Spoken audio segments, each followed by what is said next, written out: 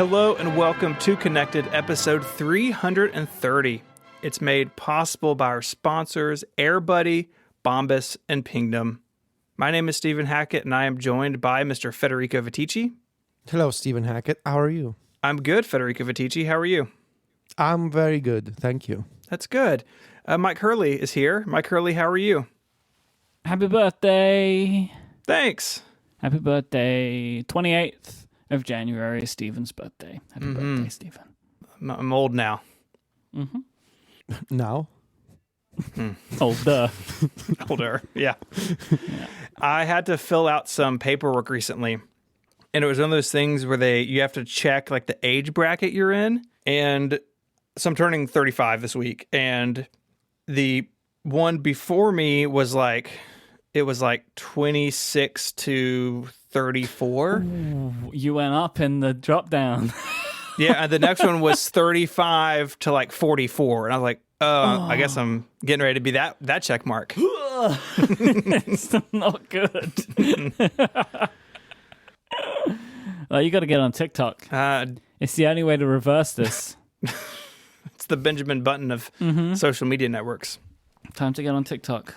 Okay. What would I do on TikTok? You would show off like weird things about old computers. No, you gotta do the dances, man. You gotta The do dances too. The dances too. Naturally, do the dances whilst like opening an iBook. You gotta do those videos where like there's like a music and you're dressed one way, and then you do like a movement and you're dressed much fancier.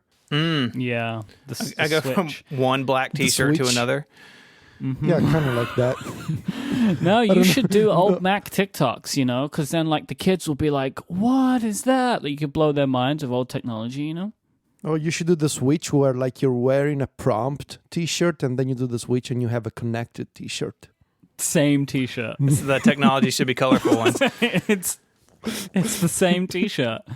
We should put that shirt back on sale. Oh, Stephen just made a decision without consulting anybody else in the group, and now he said it. We have some follow-up, very exciting stuff. Last week, Federico challenged me to name Apple hardware features that were quickly reverted. I came up with none, but we have one from a listener. Listener Thomas sent in, what about the buttonless iPod Shuffle? And they went back and said, oh, hey, turns out people like the buttons. And they put the buttons back on the 4th gen like 2 years later. So, let's start off with the iPod Shuffle. This was our first generation shuffle. It's based on the concept that shuffling is a wonderful way to listen to your music.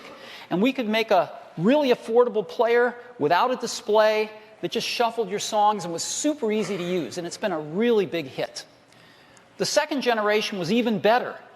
It was dramatically smaller. It had a clip. It had these ring buttons on it that was really easy to use.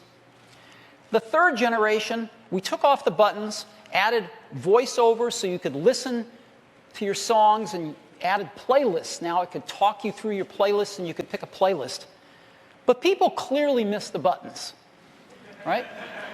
So they loved the buttons of the second generation, but they loved voiceover and having playlists on their iPod from the third.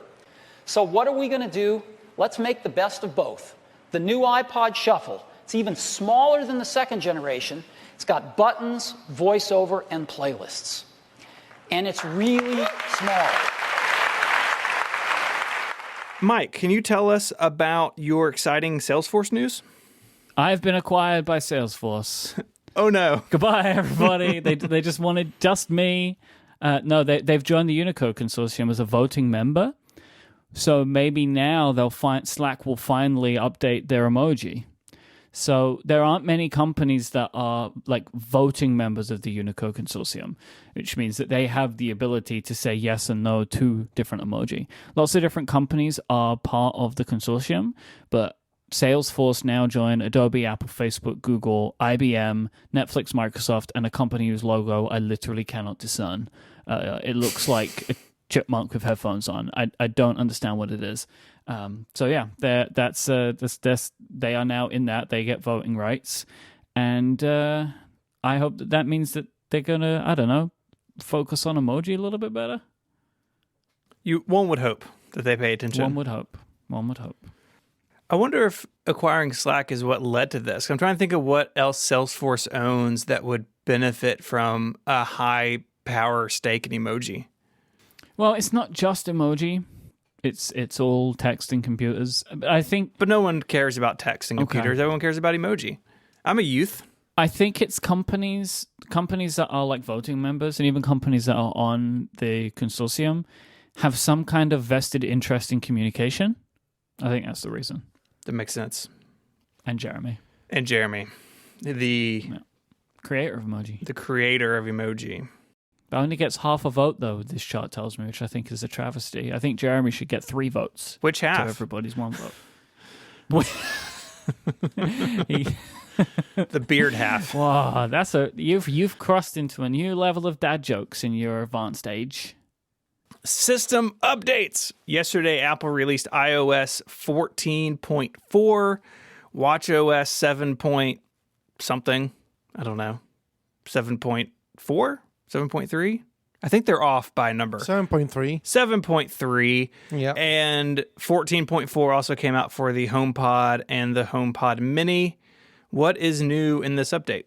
There's the HomePod Mini integration with the iPhone. There's the better handoff support in that you can more quickly and easily hand off music from your iPhone to the HomePod by placing the iPhone over it, and you get that special UI on the lock screen.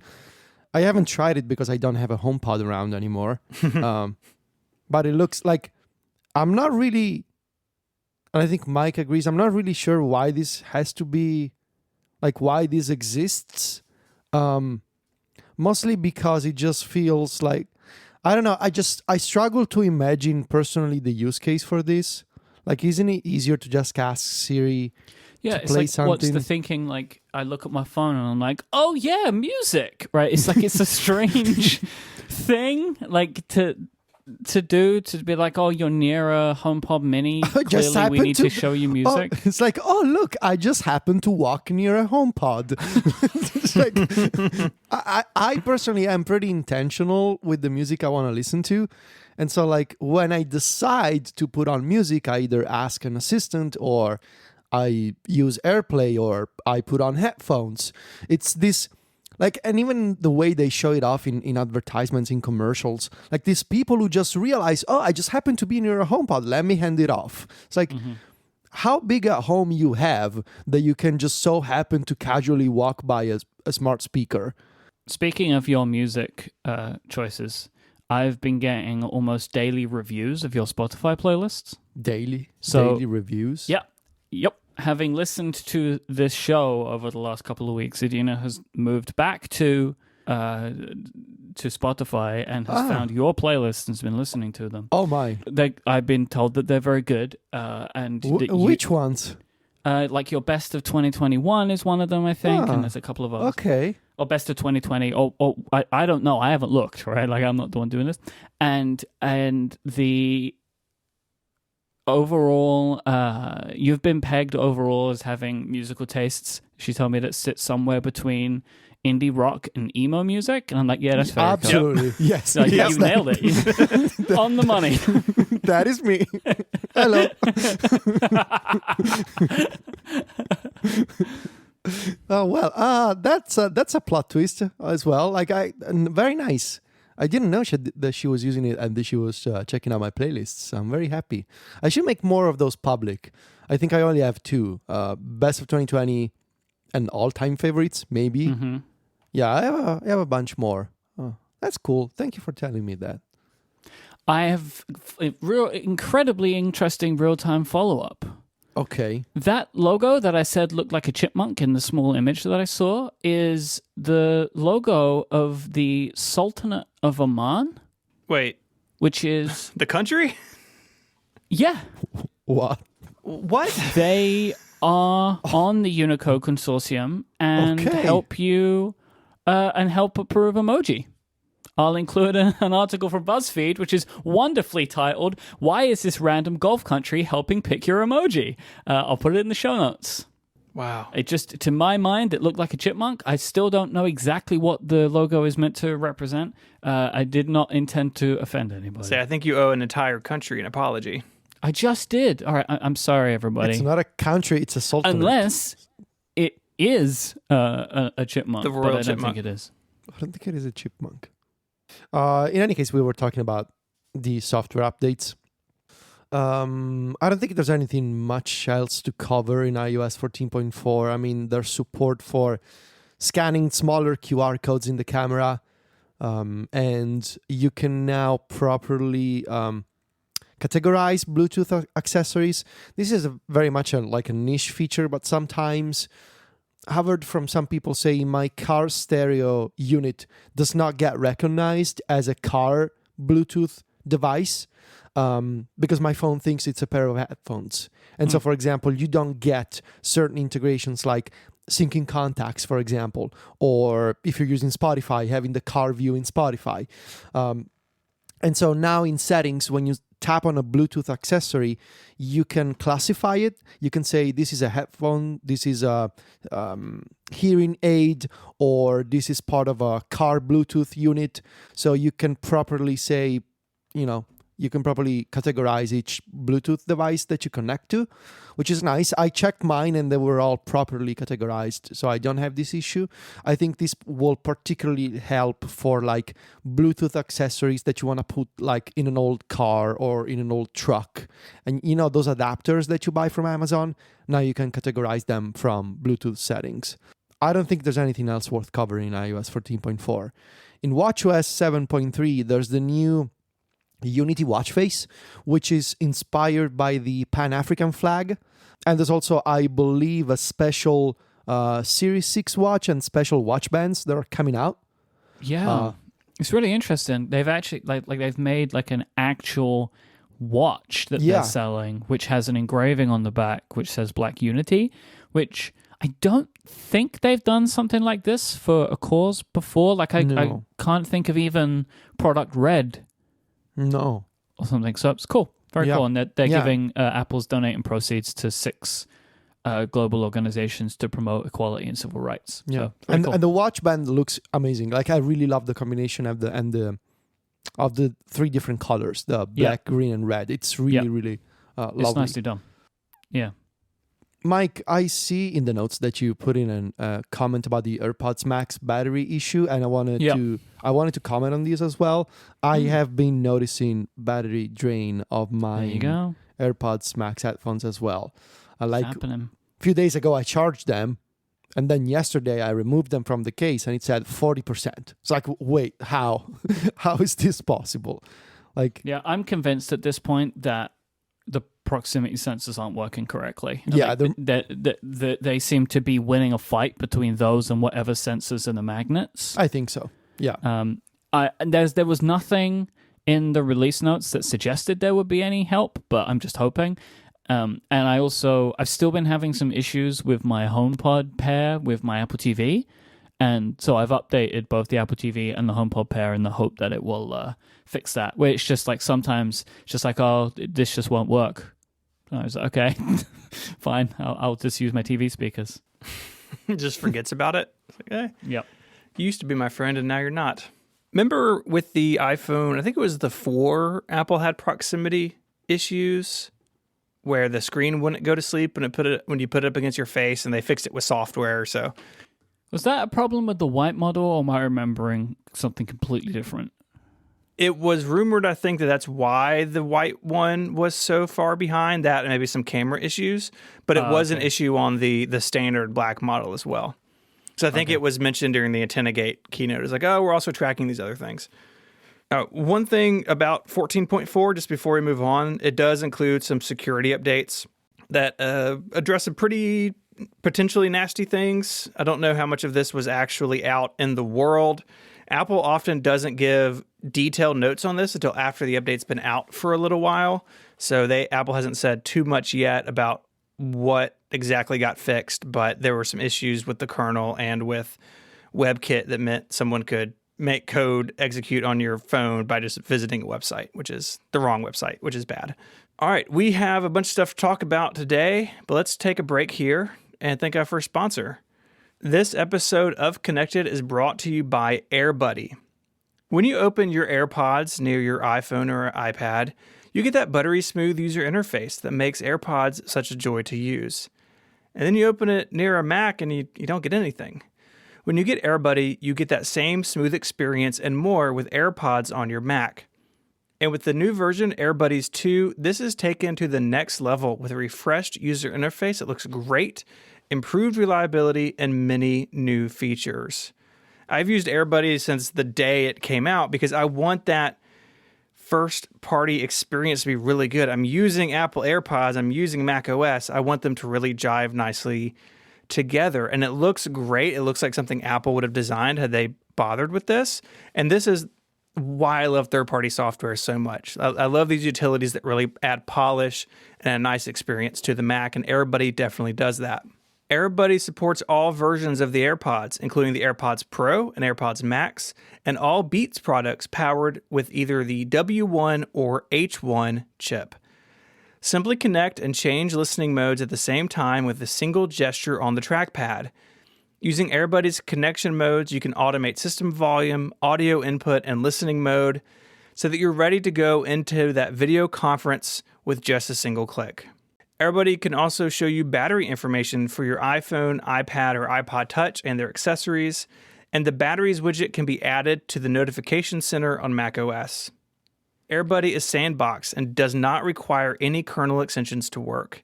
It's fully compatible with both macOS Big Sur and Apple Silicon Macs, but it works on any Mac with Bluetooth Low Energy running macOS 10.14.6 or later. So if you have AirPods and you have a Mac, you need AirBuddy. So go to airbuddy.app/connected to learn more. And the first 100 connected listeners to go there will get AirBuddy with a 20% discount. That's airbuddy.app/connected. Be quick and grab that 20% discount. Our thanks to AirBuddy for their support of the show and Relay FM. There were some changes at the top of Apple this week, were announced a couple of days ago. Myke, do you want to walk us through who is being shuffled around? Yep, so Tim Cook's gone. Oh, okay. Eddie Q's in. Yay. And Eddie.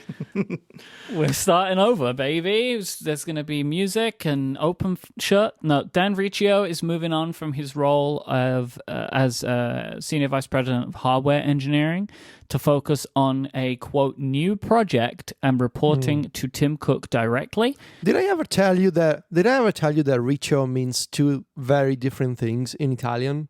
No. Like as an Italian word?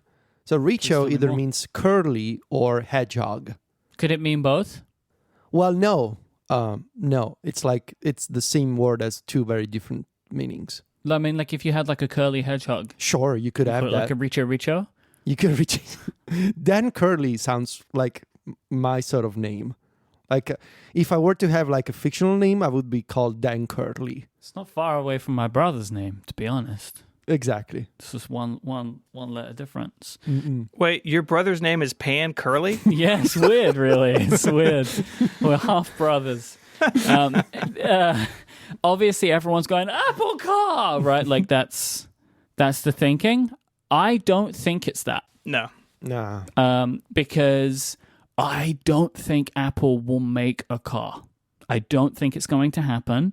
If there's ever going to be an Apple car, I don't believe they will manufacture it. Like, that's more what I mean. Well, it's still an Apple car. Right, but then they don't need a hardware engineering vice president so much to oversee the making of the vehicle, right? Because they'll work with a partner. But anyway, whether they do or don't, I don't think it's this. I think it's something to do with AR or some kind of wearable project. Yeah. That's where I reckon it's going to be. Because he's probably doing this already, right? Mm-hmm. Like whatever Apple's making. And if they think that this is going to be an important thing for the company going into the future, they might want to spin it out and kind of have somebody overseeing this whole different effort. I really don't think that Dan Riccio is moving on to whatever the car project is, because this would also be like the 17th person to run this mythical car project. And he was actually the first person to run it, and then it moved to Bob Mansfield. Oh, really? Yeah. So Renee Ritchie tweeted this, that initially it was under Dan Curley, and then it was under Bob Mansfield. Remember, he came out of retirement to run this for a while. Yep. And now it's under the guy from Google. Gianandrea. Gianandrea, that guy. Yep, Gianandrea. But I think so because this is the argument, right? So Gianandrea is a software person. So, if they were building a car, Gianandrea probably wouldn't be the person to run the entire effort. There could be a hardware software effort. Nevertheless, look, maybe it's a car. I just don't think it's that. I don't think it is for a totally different reason. So I want to read you a quote from Dan Curley in this press release. Please call him by his real name because it's so confusing to me now. Dan Riccio. Thank you. After 23 years of leading our product design or hardware engineering teams, culminating with our biggest and most ambitious product year ever. So we're talking about, I guess, 2020 with the M1 Max and everything else. It's the right time for a change. Next up, I'm looking forward to doing what I love most, focusing all my time and energy at Apple on creating something new and wonderful that I couldn't be more excited about. I don't think we would even know about this, let alone in these terms, if it were the car. I think that is still, I think Apple still treats that as more of a secret than it actually is. And they did make moves in this before, but I don't know how public. I don't remember how public they made it. Yeah, they hired some people, they laid some people off. They had self-driving cars registered in a couple of states, but it feels like the way that Tim Cook for a long time always talked about health sensors, right? And then the watch got a bunch of those. And now he's talking about how AR and these other things can change the way we work and learn and play. This just feels like Apple winking at what's already kind of been floating out there. Maybe they're just giving this guy a chance to say something because he is sticking around and he's not being promoted to the sacred halls of Apple fellowship like Phil Schiller is. Yeah. But I don't know, like him saying he's really excited about it and talking about this new thing he's going to do, that's very unusual for Apple, and I think it kind of fits, in my mind at least, a little bit with the way Tim Cook has talked about some of this stuff.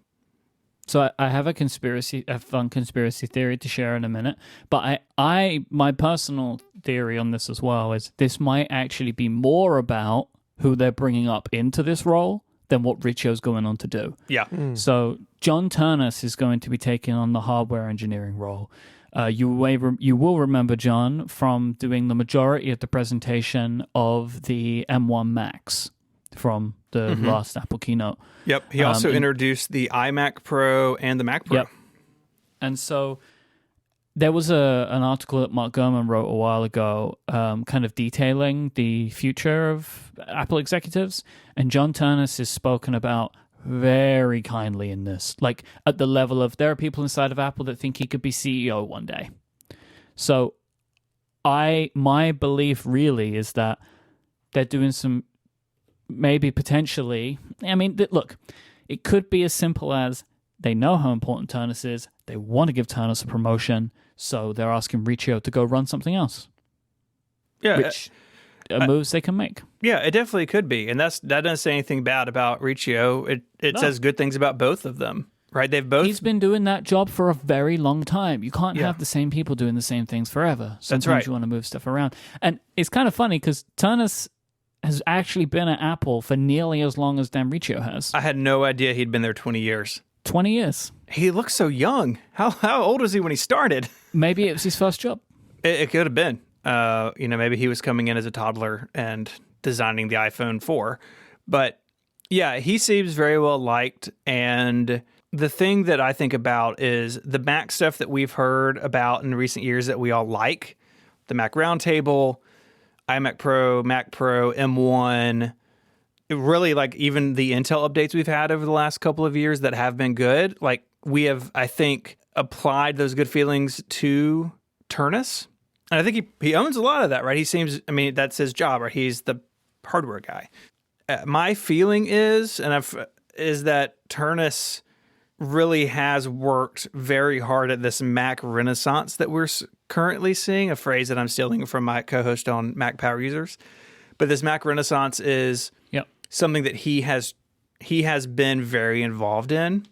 Mm-hmm. And now if he's stepping up over even more hardware and over, a broader organization, that's exciting to me, that enthusiasm he has. Like when you watch him, it's almost infectious to watch him talk about this stuff. You can just tell he just loves hardware. Like that's exciting for me to see that be applied to other parts of the company. But selfishly, I hope that the Mac keeps getting that same enthusiasm, because I think the last couple of years it's really been in a good place.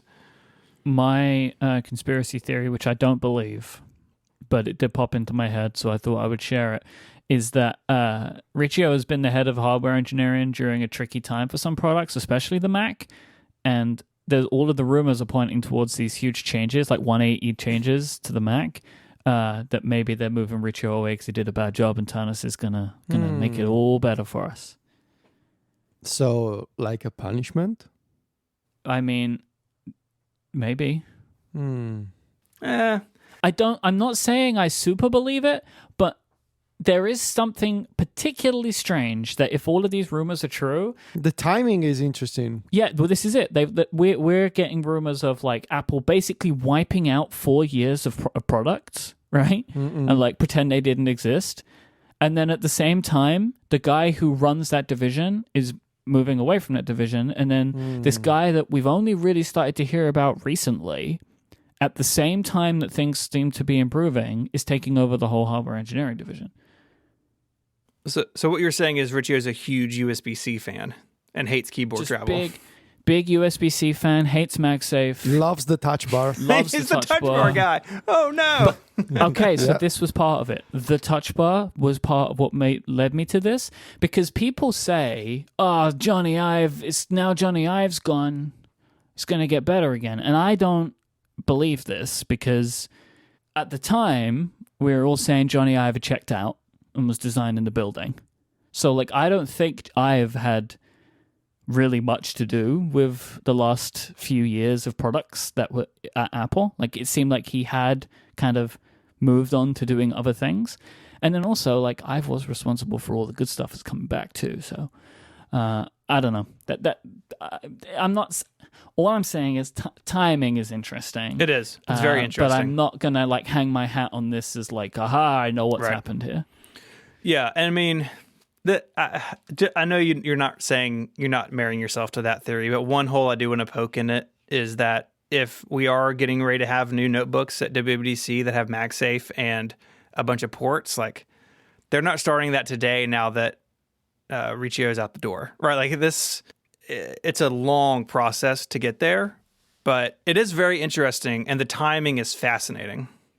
How long has Turnus been in charge, like actually really in charge of Mac hardware? Yeah, I don't know. Right. And that could have been in the last few years. And it may have been that like, I mean, he was present at the roundtable, I think. like I wouldn't be surprised if like when they decided they were going to do that roundtable, maybe they made some leadership changes in the Mac hardware team. Because if you're going to change direction, probably makes sense to have fresh direction. Maybe. Right? I think, you know, if you feel like, oh, we're going to change everything, to be like, we're good, but we're going to have the same people run it. I don't know. It's fascinating, isn't it? Mm-hmm. It's cool, though, because I get a good feel from John Turnus. He seems like a nice guy. Yeah. I like his presentations and stuff, so I'm excited. Like, this is like another reason to be excited about hardware this year. Like, maybe it's going to get shaken up a little bit more and over the next couple of years, so it's cool. He's pretty buff. I'm looking at this PR picture of him. He's really good looking. He's very handsome. Yeah. He's very good looking. That's important to me in a computer executive. Steven, stop objectifying the executives, please. I'm sorry. He's smart too, you know. Yeah. We all miss Bob Manfield's cuddliness. Ruggedness. One feature that came out for the Apple Watch this week, and was this part of 7.3 or did it come? No, for some reason. They just rolled it out? Okay, separate. They rolled it out, and then there was, in 7.3, it got the ability to auto-download these time-to-walk things. Okay. But you could download them manually for 2 days before. Perfect. Yeah, so this is Time to Walk. It's a new fitness feature of the Apple Watch that is a 25 to about 40-minute workout. They're different lengths, and they are well-known guests, celebrities, telling stories about their lives and then playing playlists of music that's meaningful to them. And you can walk and listen to these, and there's images that automatically play on your Apple Watch. So if they're talking about maybe their childhood home they grew up in, maybe a picture of them as a child, or the home is there, it turns your Apple Watch into a very fancy keynote presentation. And it's clever, I think, because people like celebrities and people like stories, and you have to walk to hear the story. There's going to be new stories rolling out through April. So it seems like this is maybe a short run program, like a spring program. But it is part of Fitness Plus, and I do wish that it kind of been available to everybody. I think that would have been cool. It was like a teaser for Fitness Plus. Yeah. Like, hey, if you like this, check out all this other stuff we have in Fitness Plus. Here's a 30-day trial or whatever they have. I don't know. I personally feel a little weird about having like launching a feature right now that is about, hey, walk outside and. It is weird. It is weird. We can technically exercise and walk outside. We're not in lockdown right now, but it's still like I personally am trying to avoid all sorts of contact with anything and anyone as much as possible. Yeah. But it just feels like I'm allowed to go outside, but it just feels kind of weird to launch this feature right now. Yeah, I completely understand what you're saying. It's like here, outside exercise is allowed and kind of encouraged a bit if you're on your own, but it is like, hey, you know. go outside, but don't go outside. But if you do go outside, Dolly Parton will tell you a story. So like, it's so funny. So I went out for a walk yesterday in my neighborhood. I was planning to test this feature out. I was like, oh, this is like on Monday. I was like, oh, I know I was going to go out for a walk tomorrow, and I'll listen to one then. And then just before I left, I was like, no, I want to listen to a podcast of my choosing. So I think that's probably the end of Time to Walk for me. It's a nice idea, but it's never going to be what I choose. It's like I encourage it for people if they don't like have loads of podcasts that they like to listen to, you know, like it's good for that kind of stuff. But for me, it was kind of just like, I would prefer to finish this episode of The Adventure Zone instead, right? Like, so I'm going to do that. I don't know, it just feels kind of weird also that, hey, Shawn Mendes was paid a bunch of money to tell you a story about his childhood. Like, okay, great. And they were recorded while walking themselves. Oh, really? I didn't know that. Which the sound engineer in me is like really, trying to like piece that together. It's not actually that hard. But like, what if they get out of breath or they trip? Like, you got to start over? Are they reading? Are they just talking? So many questions. Anyways, I have not used it. Well, because you can't walk. I can walk short distances. Well, it's not called Time to Walk Short Distances.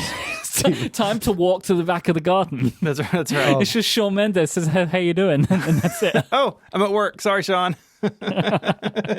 I have some real-time breaking news. Ooh. Okay. Are you ready for this? Yes. Yeah. You can now purchase AirPods Max ear cushions individually. Oh, okay. I don't know AirPods Max. How much are they? $1 million. I bet 70 something. Let's see. Yeah. All right, let me check.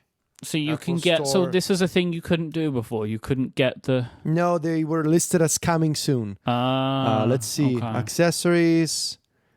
In Italy, they are. What are you? 79 euros. Okay. You were spot on there. Then that's expensive. Should I get the red ones Yeah. and mix and match? Oh, 69. Nice. $69.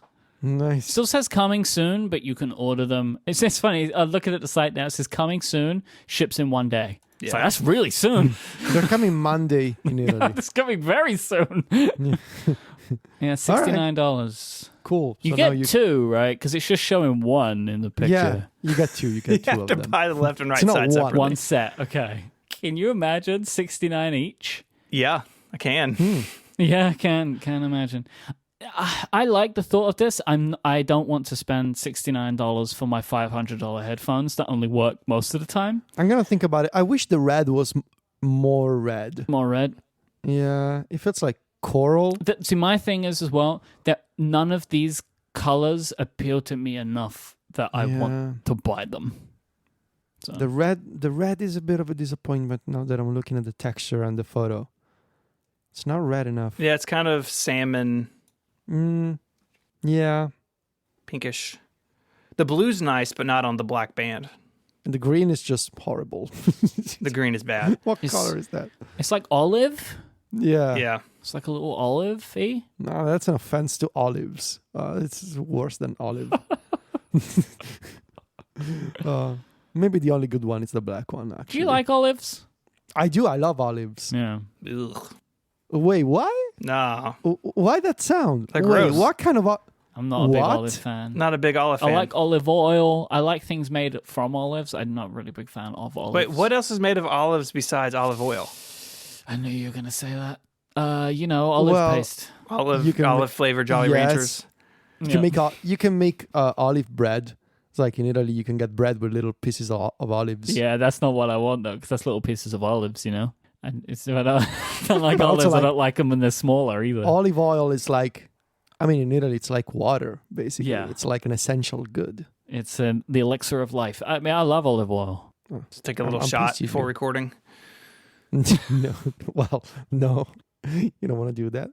Just really smooth you out, I- The horrible voice sounds you would make with your mouth and throat like, coated in oil, you'd just be like gurgling for 20 minutes.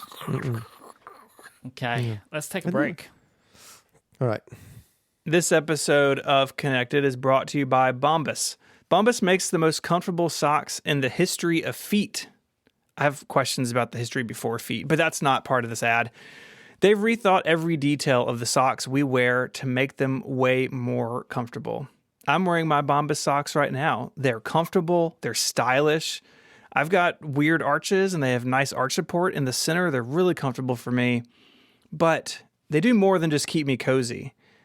Bombas gives back to the most vulnerable members of our community because for every pair of socks you purchase, they donate a pair to someone in need. Thanks to the generosity of customers, they have donated over 40 million pairs of socks and counting through their nationwide network of more than 3,000 giving partners. I love that about this company. And that impact is more powerful than ever. To those experiencing homelessness, these socks represent the dignity of putting on clean clothes and a small comfort that's especially important right now. So give a pair when you buy a pair and get 20% off your first purchase at bombas.com/connected. That's BOMBAS.com/connected for 20% off your first purchase. Bombas.com/connected. Our thanks to Bombas for their support of the show and Relay FM. All right, Tweetbot 6 came out yesterday. It's a new app it's a new version, so it replaces... No, it doesn't replace. It's the opposite of replacing. Doesn't replace Tweetbot 5, but it's a new app in the App Store. Tweetbot 5 is gone from the store, though. It's now a subscription-based app. It's either $1 a month, or I think it's 99 cents a month, or $6 a year with a subscription. At the moment, there aren't any large new features, but there is the promise from Tatbots, the developers, of more coming in the future. The subscription for Tweetbot 6 gets you a selection of features that you otherwise cannot get. Multiple accounts, advanced filters, notifications, and the ability to tweet. So if you do not subscribe, you can still use the app, but you are using a read-only version of Tweetbot. Tatbots are referring to this as early access. The new features, because like those things I've mentioned before, they were all in the app before, right? These are just you if you don't pay, you can't get access to those things. New to Tweetbot 6 are new app icons. The default one is much better. I hated the Tweetbot 5 icon because it looked really angry. Yeah. And the Tweetbot 6 one does not look so angry.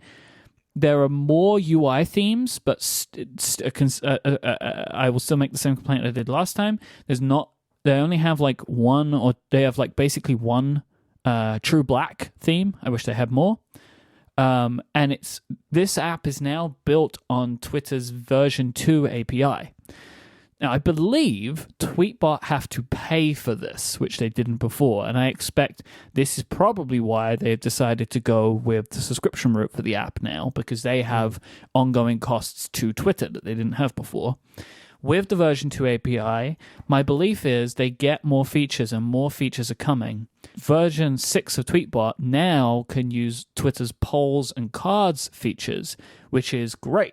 And I hope that they're able to add more native features like this in the future to make basically like to not. I mean, this was a complaint that we had a long time ago when we all switched to the official Twitter app, that you didn't feel like you were being held back by using a third-party app from getting the full experience. Well, they have access to polls, at least to an extent, in that you can see results, but if you want to vote, you still got to open Twitter or twitter.com. Yeah, and you can't create a poll from Tweetbot. Yeah. Do you know if that's the thing that is they haven't implemented it yet, or are they not able to? I'm not sure. I think that sure. the new Twitter API is still a very much a growing thing. I don't think it's by any means finished yet. So yeah, okay.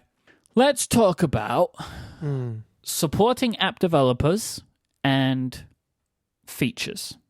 There's been a lot of conversation about this app, and it's a similar kind of conversation to many apps that have moved to a subscription based business model.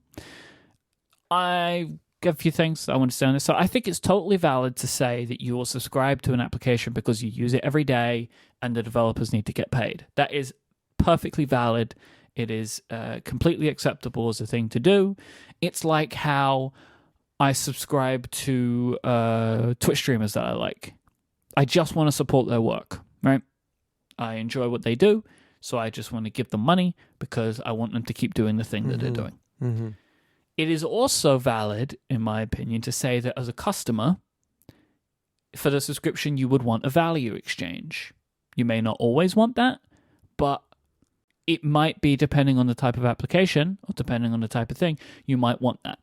So I do not think that it's acceptable to really take it to extremes that some people do, where they like harass developers and write blog posts and leave 1-star review. Like, that's like a whole different thing, especially when Tweetbot 5 just remains, right? It's still available. It's still there for you.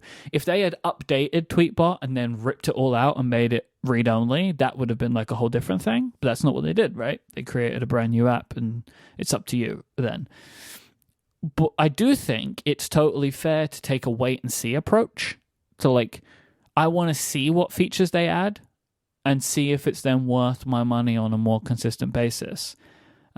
Like, you might want to keep using version 5 for a while, wait to see what Tapbots do to convince you, because it is interesting.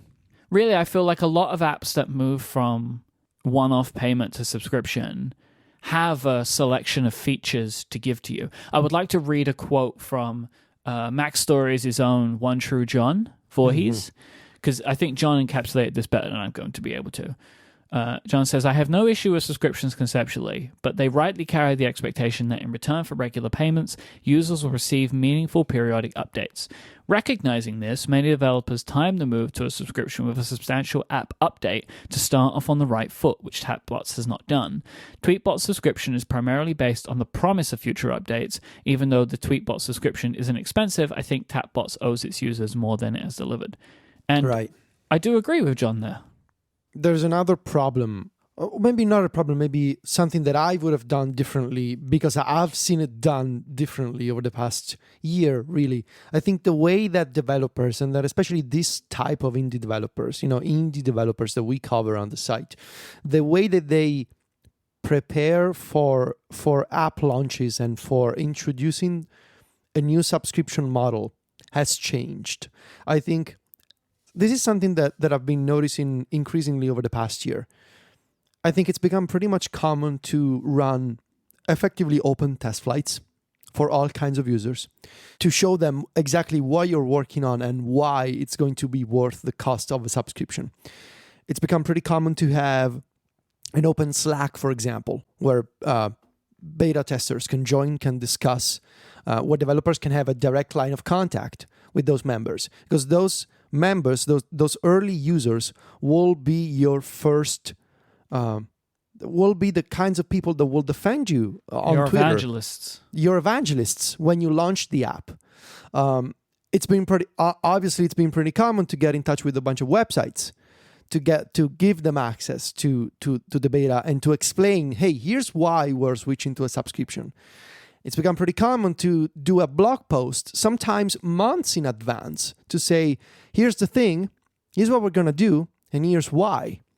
You look at the Brian Mueller, for example, what he did for Carrot 5, which is launching, I believe, tomorrow or at some point this week.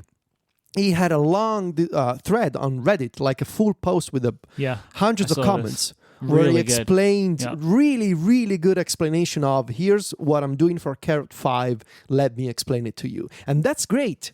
And what I think is happening here, we've gotten a bunch of tweets about, folks complaining about Tweetbot moving to a subscription. It was even worse, I think, when the folks of Fantastical moved to a subscription.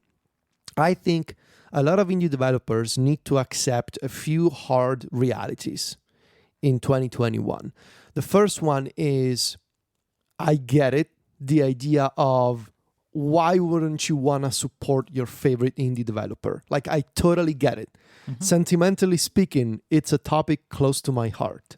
But I think especially in 2021, in a quote-unquote current pandemic world, I think you gotta put those feelings aside and you gotta account for the fact that this is money we're talking about, and people are rightfully so very conscious of their financials right now.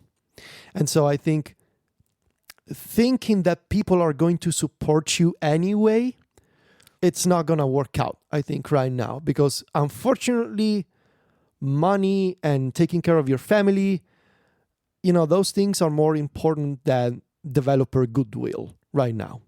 And I think that there's something to be said about being open in advance and getting feedback, maybe. Exactly.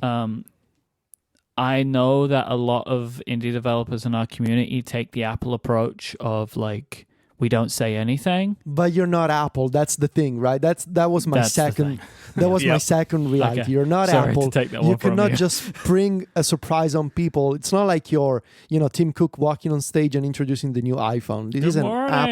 Exactly. I mean, I think especially right now, again, look at what folks like Greg Pierce are doing with drafts, or Brian Mueller with Carrot 5. Like, there's plenty. Aaron Pierce with his suite of HomeKit apps and utilities. Like, there's plenty of indie developers who have realized that the App Store economy and the competition has changed, right now compared to 10 years ago. The surprise app launch where you create demand by surprising people and saying, "Oh, there's the new app by Tapbots. I must own this, $3 app." That used to work out in 2010. It doesn't necessarily work out in 2021. I mean, did it though? To an extent, I think so. Because every time Tapbots would release a new version, people would lose their minds that they had to pay again, right? Right. I think it's heating up with subscriptions because it's money forever. But it's kind of interesting to me that they weren't more open in advance, because Tapbots are a company that have always had these problems of like, we have a new version and we're going to charge for it. And we're going to charge for it because we're a company, this is what we make. Fine. But every single time people get upset, right? Like, you must know this by now, right? Like, you've had it with the Mac app. You've had it with every version of the iPhone app. Like, people get upset, rightly or wrongly, about needing to spend more money on software. And I think we've spoken about this a lot on this show, of like the reality of the economy that you're in, right? Like, you cannot compare apples to apples.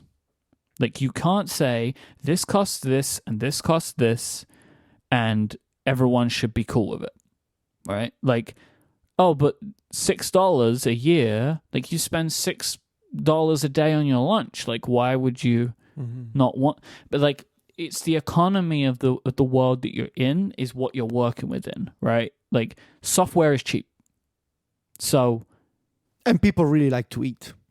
yeah. You can't eat an app. But you know what? It's like this is what they're in. Like, this is, yeah, it's not ideal. It would be so much better for developers if software was more expensive. And I get it. Like, I understand it. But that just isn't it.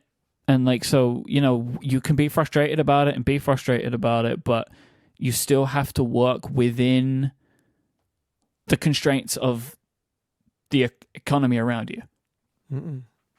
Yeah. Which is why I think it's really important to be proactive and to build, excitement before the release. To be like right now, all the successful app launches that we're covering on the site, they had a very open beta stage, lots of feedback, thousands of users. So you launch the product with an established fan base who is going to do whatever they can to promote your app.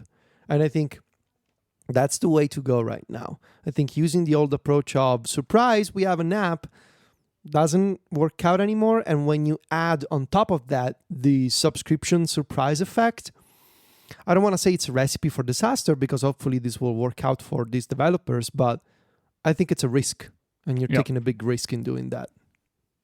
Yeah, like we have a subscription too now, right? Like you can pay us money. Right. And you get the show. But there was like a lot of considerations that we took into it. Like nothing was going to get taken away from our show, right? We didn't take away any features or put them behind a paywall.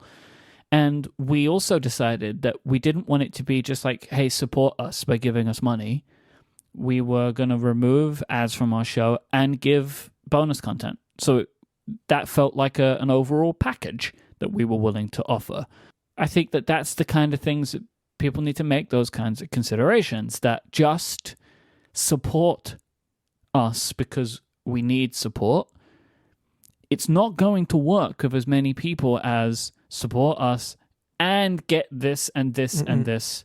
Let's talk about it. You know, like there is more success in a better mixture, I think, in the long run. Yeah. Something about it makes me feel like me as a customer or a user of an app or a service, that my support or my continued use of it is just taken for granted. Like, oh yeah, they'll just move on to this just out of goodwill. And like, that's fine. And there's lots of things that all three of us do that to. You know, Myke, you mentioned creators on Twitch. Like all of us support things like that. Yeah. But you can't, or well, you shouldn't build your entire business on that. And I think with Tapbots in particular, they've had run-ins with users online and they've been cranky about things. And that's fine. We're all that way sometimes. But you need to go to the user base and explain what's going on. And to John's really good point in his article, you know, do some of that work on the front end that this is going to be worthwhile. You know, the $6 a year is not a lot of money for a lot of people. It is a lot of money for some people too. And you need to prove that you've earned it and that your app or service or whatever it is something that you're willing to keep investing in. Because for better or for worse, and whether it was Apple's goal or not when setting up recurring subscriptions, the understanding is, at least, especially for like power user, nerd type users who are going to use Tweetbot over Twitter, or are going to use Twitterific over Twitter, or some other third party weather app or podcast app, right? This whole scene that we're in, we all have an understanding that ongoing recurring subscription equals ongoing updates. And they just didn't deliver on that. You know, I was flipping through Tweetbot 6. I've got it on my phone, and looking through it, like if you didn't tell me it was a new version, I'm not sure I would have noticed. And that's not fantastic. I've come to prefer a lot about the way that the Twitter app itself works for me now. And there are things that I've gotten really used to, but there are things that Twitter does that are pretty hostile. And I don't expect to see them in third-party apps. Like promoted tweets for companies that are completely irrelevant to me. Like I get promoted tweets for betting companies all the time. Like I don't do this. Like and I even said when they gave me the option, show me personalized ads, because my feeling is if you're going to show me ads, I at least want them to be relevant. Sure. Right? Because look, Instagram does it, and I buy stuff from Instagram all the time because the ads are relevant. So I buy stuff. But I'm never going to join your sports betting service because I don't bet on sports, right? So stop showing me these ads. There was a while for a couple of weeks where, I'm not kidding, but every 5 or 6 tweets, I was shown a tweet from a topic. Oh, yeah. Yeah. And then that stopped happening. Interestingly, this is something I noticed. It was kind of frustrating. I made the decision a couple of weeks ago that I wanted to stop using Twitter as much as I was. I made this decision 2 days before the insurrection on the Capitol, and it completely broke it, right? Because it's all right, I'm going to stop using Twitter as much, and then I got to be plugged in online. Because I was gone for 2 days, I didn't see an ad on Twitter for 2 days. When I went back, no ads. And I thought that was really interesting because maybe they just show me a lot of ads because I'm on Twitter a lot. You use Twitter less, see less ads. I don't know. I noticed it. I don't know what their thinking is on that or if they do anything on that, but I did notice way less ads and no more topics being shoved in my face after I took some time away for a day or two. It's very interesting. If the overall experience of Tweetbot can improve from the new API features, I could move back, but there are things that I'm super used to now. I was using Tweetbot today, and I have really come to prefer and love the threaded conversations in a timeline. Because I was noticing, I would see a tweet and it was just some random, at Federico, yeah. It's what does this mean? If I want to know, I have to click through to it. But in the Twitter app, you see all of the replies in context. And while at first I remember we were all this is madness, why would you do this? After you get used to it, it is a vastly superior way to follow conversation. I keep my eye on it. I'm intrigued because I used to love Tweetbot, but moved away from it just over time. Yeah. But part of the reason I moved away from it is because they couldn't take advantage of the things that Twitter could. Yeah. If they decide to, maybe they can make better design decisions. But I don't know yet. I will wait and see. Yeah, I feel the same way for all those reasons. Also the fact that, and I'm not sure if the version 2 of the API gives them access to the full history of Twitter search. That's one of the big reasons why I also like to use the Twitter app. Being able to search for any tweet from the past, how long has Twitter existed? I don't know, 15 years or something. But also, I just feel like using any third-party client these days, and this is true for Tweetbot, Twitterific, Aviary, all of them, it just feels like I'm not using the real, if you will, Twitter experience. It just feels like I'm a little bit detached from normal people. It's even one of those small things, right? When there's an event, a real world event going on, and there's the special hash flag, as they call it.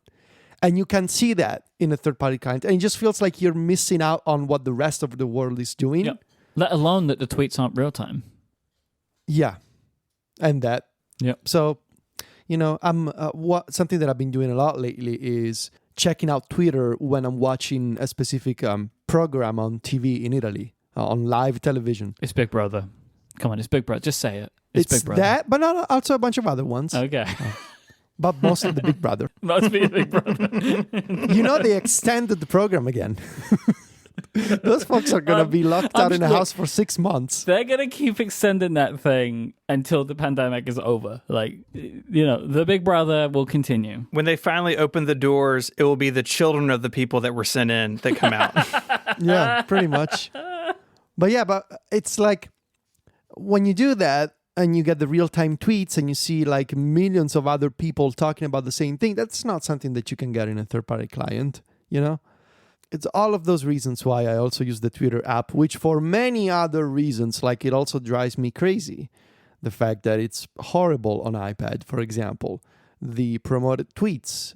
The fact that I keep seeing the same ads over and over. There's not enough variety to those ads. It's always like the same. There's one for a cell phone provider that I keep getting over the past week. It's so annoying, but still. I mean, one thing you can do, which is what I do, is I mute the accounts. I mean, you'll still get bad ads, but you at least won't see the same ads all the time, and I do find that to be preferable. That's a good name. Okay. But, I mean, you're still going to see stuff that is irrelevant to you, but at least it's not the same thing over and over again. Yeah. Like, it's funny, right? Like, I think it was a point that I made when we all moved, when I moved, and then Federico, you'd been on the Twitter app first, and then I went, and then Stephen, I think you came after. Of like, there is no other service like this where I don't use the app that the company makes. Mm-mm. Right? Yeah. Like, there aren't third-party Instagram apps. No. Well, there used to be some, but then they shut down the API. Yep. But it wasn't nearly as popular. Like the idea of a third-party client, I think it's pretty unique to Twitter. Mm-hmm. If you remember, there used to be like YouTube clients. Like I remember ProTube back in the day. Like that was a really good YouTube client, and then of course Google shut down the API. But I think the idea of the Twitter client is very unique and very unique to Twitter itself. I don't know. Twitter seems to think that they can, convince developers to come back and make actual full clients again. I'm still very skeptical. Yeah, I am taking a very wait and see move on that. One thing that I find that I like in the default Twitter client, it's not something I would have guessed, and a lot of the content is garbage. But when there is something in trending that is newsworthy, you can understand it pretty quickly normally. And yeah, they do that like breakdown, don't they? Where someone at good. Twitter writes a couple sentences, and they have the most relevant tweets. And then if I want to go read more, I can. Usually they have news organizations towards the top of that, or the user that's involved. A lot of the trends themselves I don't care about, or just not useful to me. But when they are, I find that a pretty good way to understand at least a little bit and see if I want to go explore the story more. And in Tweetbot, maybe it's an API thing. Maybe their users just don't care about it as much, but it's just like a list, and you don't necessarily easily understand what it's about. And I find that, surprisingly, I find that a little bit frustrating. Yeah, I do feel like maybe we all have been away from third-party apps for too long now, and like the prospect of actually returning to them with a older feature set might be unrealistic now. That's a good subtopic, actually. Maybe we should talk about this not today, but in the future. But I'm just gonna, throw it out there for now. Do you guys feel like you are checking out fewer apps, new apps, than before? I had this feeling a couple of years ago. Remember I sent you a text one day and was like, I remember are that. there new Yes. apps anymore? Because I don't find them. Uh-huh. And how do you feel about it now? Less. Less. I'm putting it down as a future topic. Okay. All right. Let's think about it. And some real-time follow-up. It's called early access. That's how they label it, is because that's what Twitter's version 2 API is. So it's incomplete, and that's what they decided to name this version of Tweetbot. Paul Haddad says that they will remove that label once the API reaches 1.0. Okay. So it is weird that they call it that because there was no explanation. Apparently that's why. Right. I mean, I just assumed it was along those lines, but it makes more sense that it aligns with what Twitter's calling it too. One thing I've been sitting here playing with Tweetbot 6. One thing I do not miss from the regular Twitter app is I don't ever really care to see who likes or retweets my tweets. I mean, I'm thankful people do, but I really just want to see my replies. And you can get to one of those views or the other in Twitter, but Twitter really wants to show you engagement stuff and the notifications, what they call notifications in the app, right? Yep. Yeah. And I just don't. This is not something I keep up with. Well, you see, I understand what you mean, but I also do sometimes want to see it, and in third-party apps, you just can't. Yeah, right, and like so that's the difference. I'm gonna sound like an idiot. Oh, he's gonna say it's the opposite. I sometimes open the verified tab to see if other verified users have engaged with my tweets. Oh, I mean, I do that too. Like, It makes me feel good sometimes. It's like a secret You know? club. Verified people. Well, we're all terrible. Well, you know how we can say it, and I do genuinely believe this. I really hope that Twitter's verified system that they're apparently going to be rolling out soon is like genuinely. It should be open to everybody. Like Yes, everyone should be able to be verified. And I hope that that is more what they're moving towards. I know that they explicitly called out like people who are in activist groups and stuff like that, which I think is like a really good addition. But ultimately, I think they need to be able to move verified to everyone. Yeah. Like everyone should be able to be verified. But then those of us who are already give us a gold check mark instead. Is that what you want? Oh my god. Can you imagine? I would love to have like an extra badge, you know. But what do you want it to suggest? Verified Pro. Verified Pro. Okay. That's good.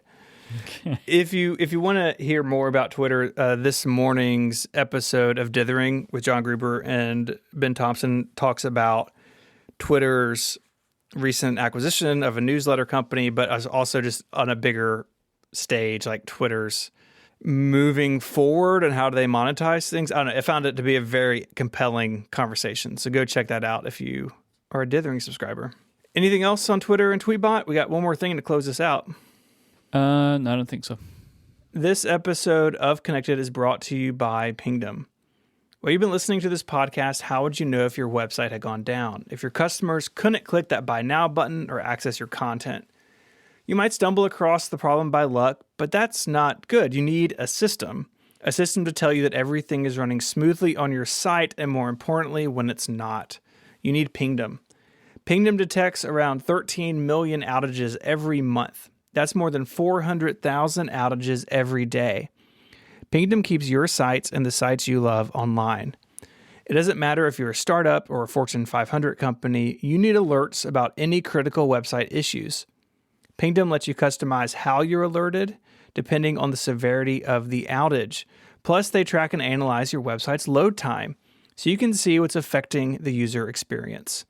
If you have a site of any size, go check out Pingdom. They have a no-fuss approach to getting started. All they need is the URL you want to monitor, and they take care of the rest. Go to pingdom.com/relayfm right now for a 30-day free trial with no credit card required. When you sign up, use the code CONNECTED at checkout to get a huge 30% off your first invoice. Our thanks to Pingdom from SolarWinds for their support of the show and Relay FM. So we thought it would be interesting, since Tweetbot has moved to a subscription, for us to talk about the app subscriptions that we currently are using. Some of these are in the App Store, some are out of the App Store, some of these are personal, some of these sort of blend the lines between personal and business. But I think it'd be fun to talk about this. I had this as a thought in my mind for a while, and I especially, because I knew that we were going to be bringing a variety of opinions to the show today, I also wanted to prove that we do support developers with subscriptions. Like, we're not like anti that, but so I figured it would be worth highlighting some of those at least. So, Myke, do you want to go first? Okay. Yeah. So I have a selection of apps in the App Store. And other little things. Apple One Premium. You know, I love to support Apple. Oh yeah, indie developer right there. Good. The upstart. Gotta get them a go. Tweetbot is now on that list. I signed up for the annual because I wanted to try it out. Office 365 because those guys really need some help over there at Microsoft. But I do have an Office 365 subscription. Widgetsmith, YouTube Premium. Okay, before I know someone's going to write in, I will close Twitter, close email. I know that I'm pretty sure YouTube Premium is cheaper if you pay for it outside of the App Store. This is just how I do it. I can't be bothered to change it. This is it. Drafts, Bear, the Markdown editing application, Castro, Craft.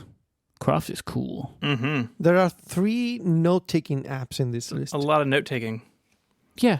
I like to take notes. All right, Drafts I use for some automation stuff. I use it mainly for that. Oh, and also Drafts. Drafts is one of those aspirational purchases.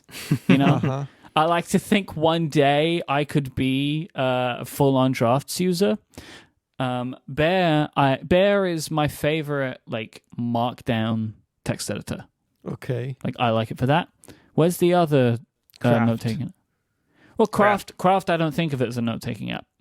Craft is like, for me, that's where it's Evernote. Okay. Right? That's what I treat Okay. Craft as, basically. Right. Like, loads of stuff goes into it, all kinds of different types of content. Plus, as well, like, I wanted an application that was siloed of just one thing. So everything to do with Cortex brand, I wanted in one application. I didn't want it intermixed with other stuff. So I have just a Craft workspace for all of that. It was previously in Notion. Craft is better for me for what I want to do. Visco, the photo editing app, Deliveries, Halide Mark II, another aspirational subscription, GIF Wrapped, the GIF app, Carrot Weather, Overcast, and Dew. These are all of my in the App Store subscriptions. And then I have a selection of apps that I pay for outside of the App Store. There might be more than this subscription-wise, but these were the ones I could remember. And through looking at the apps on my devices, I pay for Fantastical from outside of the App Store, which I recommend because it's a legitimate business purchase for me and allows me to do it because it's super complicated to try and, even with Apple Pay, to choose different cards in the App Store. So hard to do, and I really wished it wasn't so difficult. 1Password, Text Expander, Creative Cloud, Spark, I pay for the Teams feature. Discord, I pay for, I don't remember what they call it now. I think it used to be called Nitro, but I pay for that. I technically don't pay for Slack myself, but I kind of pay for Slack. We split it. Yeah. Technically. OmniFocus, I pay for OmniFocus outside of the App Store too, and Toggle. Okay. They're my subscriptions. Those are some good subscriptions. It's a real slice of Myke Hurley there, like multiple note-taking applications, time tracking, right? It's just all like, poof, you just cut me open, and these are the apps you find inside. That's not how apps work at all. It's like a rock, like a Geode type thing. Sure. I think Geode's Pokemon, right? Yes, Steven. I know Pokemon. I'll go next. I also have Apple One Premium, Craft, which I use for all my work-related notes. I keep my personal notes in Apple Notes. Headspace, which is a meditation relaxation app. Nomo Robo, which is a call screening app that uses the mechanism put in, I think, in iOS 12, maybe 11 or 12, where you can run phone numbers through a database and see if it's spam or not. Does that work for you? Nomo Robo? Yeah. It does. Yeah. It's pretty good. Okay. I think it's pretty good. I get a little badge a lot saying this is a spam call that Nomo Robo puts up on the screen. So nice. Overcast, Fantastical, Strava. I forget which level of Strava, but they have different features. That's a running and cycling tracking app. You getting a lot of use out of that recently? No, that was an annual purchase, like in the summer. I haven't used it. Past Steven had very different opinions to what current Steven would. Well, not opinions, capabilities. Day one, Deliveries, GIF Wrapped, Carrot Weather, Todoist, which is my task manager. I did look. Technically, my Remember the Milk membership is also still active, but set to expire in about a month. Oh, wow. The love affair is over. I'm sure I'll be back. Yeah, I have no doubt about it. Widgetsmith, YouTube Premium, Do as well, which is fantastic. Ones outside the App Store that I could think of were 1Password, which is both like our company pays for, and then I have a family account that I share with Mary. I'm the same. Text Expander. Not with Mary. I don't share one password with your wife. It's cool with me. Text Expander and Backblaze. Backing up my Macs. Oh, Backblaze. Yeah, Backblaze. Yeah. We're all three going to have ones we forgot about after we hear someone else mention it. Creative Cloud. Pay for the whole shebang. Slack, of course, Relay pays for it for our 50 people that are in there. And then Office 365. I think that's it. I mean, we didn't really get into pure entertainment. I think YouTube Premium is as close as we got. But looking through my active list in the App Store and looking through my expenses, that's what I came up with. My list is a bit shorter than you guys, I think. So in terms of apps, Craft. Well, I genuinely expect, though, that for you, a lot of the apps that would be the ones that me and Steven would have, you're very likely on betas of those apps. No. And not necessarily the same ones, but like that there might be like a type of application, so you don't need a subscription for it. Or maybe the types of applications, you just have apps that aren't subscription apps. I don't know. No, I don't have a lot of betas on my devices right now. Did a lot of cleanup over the past few months. So what I pay for in the App Store is Craft, which is where I'm keeping all of my notes right now. Timery, because I mean it's all those reasons. It's the best time tracking app. Carrot Weather, and I'm really keen to see what Brian does with. Oh, I miss Timery. Sorry, Timery. It's like one of my favorite apps ever. How did I miss it? Timery has to be like one of the apps that I use the most on all of my devices, especially now with the widgets. Yeah, and the how did shortcuts. I miss I really use it a lot. Timery is super good. Carrot Weather, I'm really keen to play around with version 5. I haven't spent as much time as I hoped with it. We're going to have a review on Mac Stories, but not by me. Because hopefully you didn't write it. By Federico. I haven't used this one. Yeah, it's really cool. I played around with the beta. It feels a little bit intimidating at first because of all those new options for UI customization and all that kind of stuff, but we'll see when it launches. Castro, I pay for the Castro Plus subscription. Yeah. I really like the app, the way that it works with the inbox. Apollo, I subscribe to the Apollo Ultra subscription annual thing. That's the Reddit app, right? That's the Reddit client, best Reddit client you can find. One of the best developers you can find around. Really, Christian is such a cool guy, and it's the best Reddit experience you can find on iOS and iPadOS. I still really like Narwhal. I mean, the simplicity of Narwhal, and I think that's what most people don't want. They want the features of Apollo, and I am just not that heavy a Reddit user, I think. Well, I'm not a heavy Reddit user. I just feel like the way that Apollo works. Yeah. I subscribe to Keep It as well, which is the document manager type application. It's sort of like Devonthink, but like a lightweight version of Devonthink, I think would be a good way to describe it. This is where I keep all of the PDF versions of our newsletters, for example, PDF copies of Apple's documentation. And I switched from Devonthink because Keep It had much better shortcuts integration when I needed it a few months ago. Yeah. I know that there's a new version of Devonthink coming out that in theory, amongst other actions, will also have new shortcuts integration, so maybe I will reconsider. But for now, I'm using Keep It on all of my devices. Pokemon Home, this is the service that lets you move around Pokemon between different games and different systems. It's like online storage for Pokemon. I was so happy to see this in here. It was I just subscribe. I of course.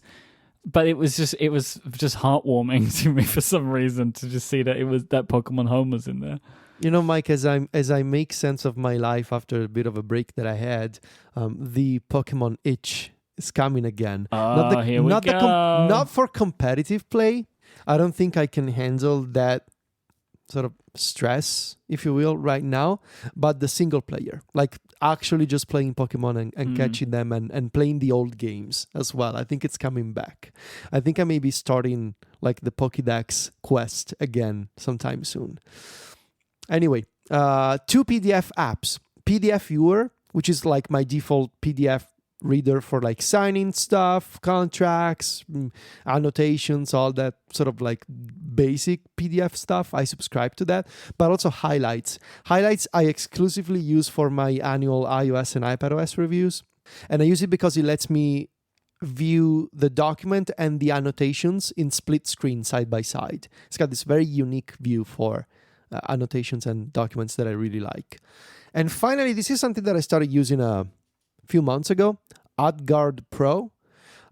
This is an ad blocker, but also it installs like a VPN on your device for DNS protection. And basically, it's one of those apps that tries to block ads and encrypt your internet requests with a VPN profile.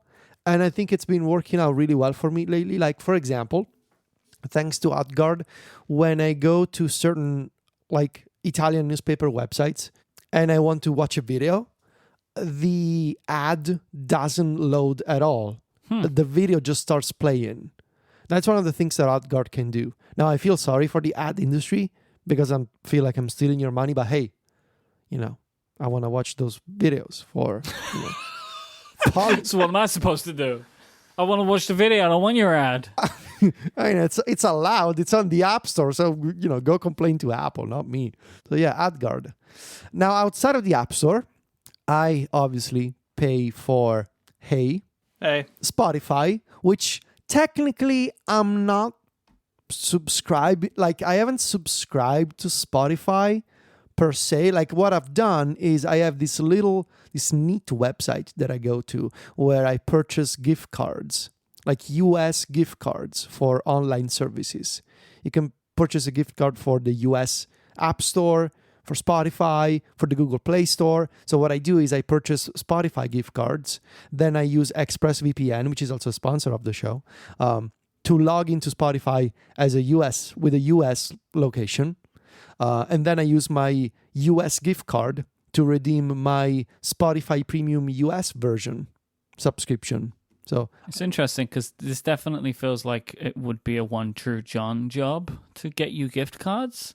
So I guess it's nice that you've found a website to relieve that work from One True John. Yeah, a very good website, which I will not share in case, they shut it down. Yeah, because are they sending you scans of actual gift cards? They used to. Now they have a much more efficient system in place. I've used something like that before. That is shady. I used to be friends. Well, I think at some point we became friends with the previous website that I used to rely on for this kind of stuff with Jeff. His name was Jeff.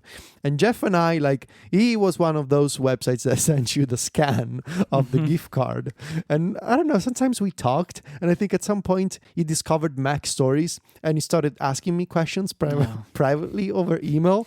And that got kind of weird. And so I stopped using Jeff's website. I can imagine it's like one of those things with like a dealer, and so his name in your address book is just like Jeff gift card. Wait, I think if you buy drugs, you don't put in Joe Heroin as their contact name.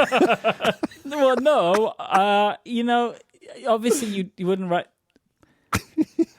I think like heroin is maybe not a great. I mean, come on, of all drugs, straight to heroin. Yeah. I don't think that's like, hey, look, Cindy Cocaine was out of town, so I had to call Jeff. Oh my God. Why don't you just start with weed? I mean, exactly. Why do you go straight to heroin? No, you want to go all the way. No, actually. William Weed, Mary Marijuana. Yeah. Mm-hmm. Actually, I saved him. And I'm not joking. I saved him as Jeff iTunes. See, I knew it. Told you.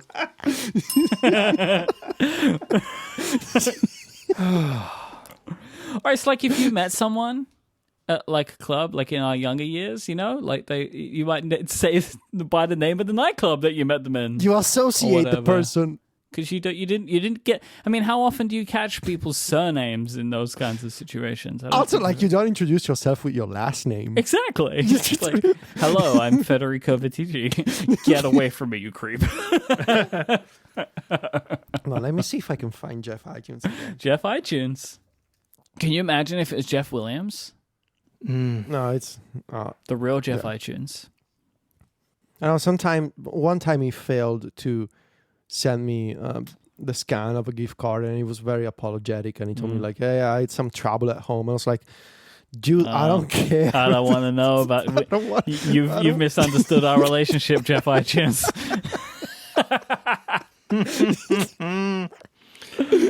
All right, Federico blogger, what else is on your list? Okay. I Slack. just got that. That was good. I got that. Slack. Mm-hmm. 1Password.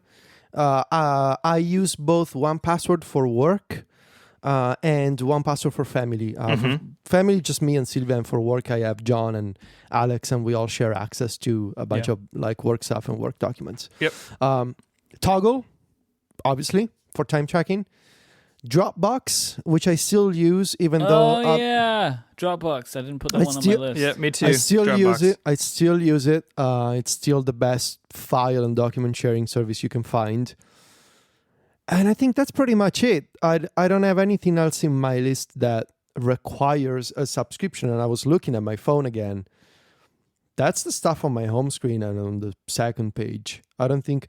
I mean, technically, in Twitch... On iPhone, I do use that's not a subscription when you... No, you buy like tokens. You buy the tokens. So, tokens are like a subscription, but you buy them as in-app purchase on the iPhone. So, yeah, that's my list. I'm sure that there's stuff that we missed out. Plus, of course, like this doesn't take into account, the apps that we might repurchase every year, right? Like you get a new version or whatever. But this is just in an effort to show that we are good subscription boys and we pay lots of money to developers because we love them. If you want to find links to the stuff we spoke about, they're over on the website at relay.fm/connected/330.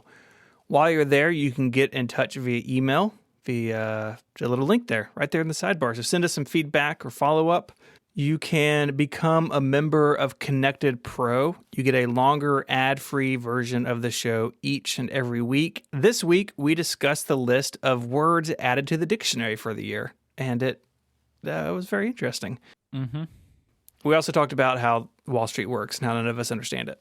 Well, we didn't talk about how it works because we don't know because how we it don't works. understand it. Good point. Thank you for the clarification. You can find us all on the internet. You can find Federico on Twitter at Viticci, Viticci. He's the editor-in-chief of MacStories.net. Federico, I have 2 related questions for you this week. Wow, okay. What are the best and worst flavored ice creams? Flavors of ice cream, I should say. Well, the best is... Well, I'm a simple guy. I'm gonna say chocolate. That's the best kind. Do you have a particular brand of chocolate ice cream that you enjoy? Oh well, no, I have a particular ice cream shop that I enjoy. Okay, you want to give them a shout out? Like a gelato shop, not like. But wait, by ice cream, I don't mean like ice cream that you buy at the supermarket. I was thinking about gelato. So. Well, I mean, you can buy gelato at a supermarket too, but yes, artisanal it can be any. Yeah, gelato, I guess. I don't know. Okay, I don't know if they would call themselves artisanal because I'm assuming you're using some kind of like been around since 1712 or something kind of gelato shop over there in Italy, right? Mm-hmm. Yeah, good stuff though. Yeah, but the worst flavor. I really dislike lemon as a ice cream flavor. I really don't get it as a flavor. Like, why would you want to eat? I like lemon sorbet. I find it very refreshing. Yes, that's fantastic after a meal, for example. Yeah. Like it's very, but as a like, I'm thinking of like on a cone, right? If I gotta pick 3 flavors, Right, like creamy, not icy. Yeah, yeah. Okay. Yeah, and I really I'm not a huge fan of fruit-based flavors for ice cream. Like I'm more of like chocolate, vanilla, that kind of like. I'm very traditional. Okay. Yeah. You can find Myke on Twitter as IMYKE, and Myke hosts a whole bunch of shows here on Relay FM. Myke, is there anything you want to talk about? No, I love everyone. Oh, that's good. That's my new thing. I love it. Love everybody except bad people. You can find me on Twitter as ISMH, and I write over at 512pixels.net. I'd like to thank our sponsors this week, AirBuddy, Bombas, and Pingdom. Until next time, guys, say goodbye. Arrivederci. Cheerio. Bye, y'all.